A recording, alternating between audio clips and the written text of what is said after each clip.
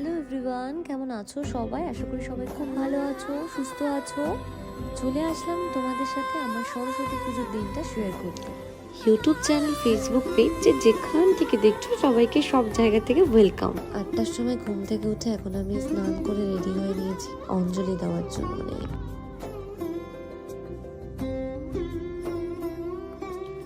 তো এখানে মোটামুটি গোছগাছ প্রায় কমপ্লিট, এবার শুধু ঠাকুর মশাই আসার অপেক্ষা, তারপর অঞ্জলি। মশাই আসার সময় হয়ে গেছে, এখন বাজে 10:30। 10টাই বলেছিল, 10:30টায় ঠাকুর মশাই এলেন পুজো করতে। তো এখানে আমরা সবাই মিলে একসাথে অঞ্জলি দিলাম, মানে মা, বৌমনি, আমি, বোন, অদ্রিত।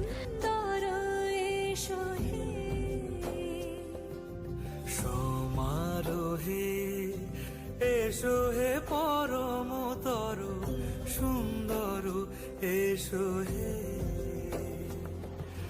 ঝনক ঝঙ্কারে উড়ায় শঙ্কর, কমেছে দুয়ার দেরি নাহি আর। 11:30 পর্যন্ত ভাবিনি যে না আমি আজকে বেরোবো। মৈনাক আসলো প্রসাদ খেতে, তারপর মৈনাক বললো চল কটা ফটো তুলে অন্তত, সাজ একটু রেডি হ।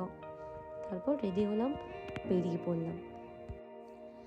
তো রেডি হয়ে প্রথমে আমরা চলে গিয়েছিলাম বোনদের স্কুলে ঘুরতে। এত সুন্দর সাজিয়েছে, বলার মতো না, খুব সুন্দর।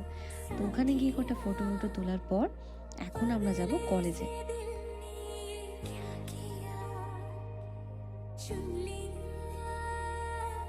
এত ভিড়, গঙ্গা কলেজের রাস্তা দেখতেই পাচ্ছ, এত ভিড়ের জন্য আমার যেতে ইচ্ছা করে, খুব ভয় লাগে যে আনন্দ করতে বেরিয়ে দুর্ঘটনা ঘটে যায়।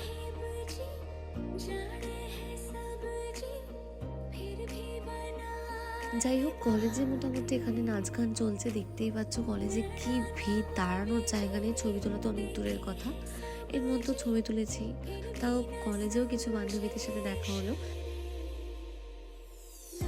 প্রেমের উৎসব চলছে বলে কথা, ভিড় তো হবেই, মানে রাস্তাঘাট, রেস্টুরেন্ট কোথাও ফাঁকা নেই।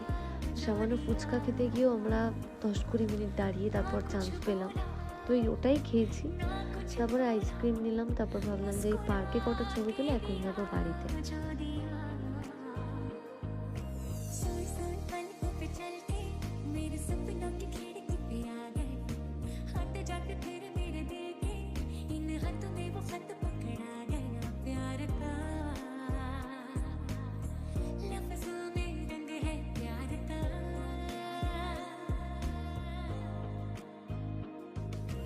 সরস্বতী পুজোর দিনটা আমার কেমন কাটলো আমি তো সেটা তোমাদের সাথে শেয়ার করলাম, তোমাদের কেমন কাটলো সেটা কিন্তু আমাকে অবশ্যই জানিও কমেন্ট বক্সে। আজকের ভিডিওটা এই পর্যন্তই, কেমন লাগলো ভিডিওটা সেটা কিন্তু আমাকে অবশ্যই জানিও কমেন্ট বক্সে। আর খুব তাড়াতাড়ি তোমাদের সাথে আবার একটা নতুন ভিডিও দিয়ে দেখা হবে। ততক্ষণ পর্যন্ত সবাই খুব ভালো থেকো, আর আমার পেজটাকে ফলো করে দিও। টাটা।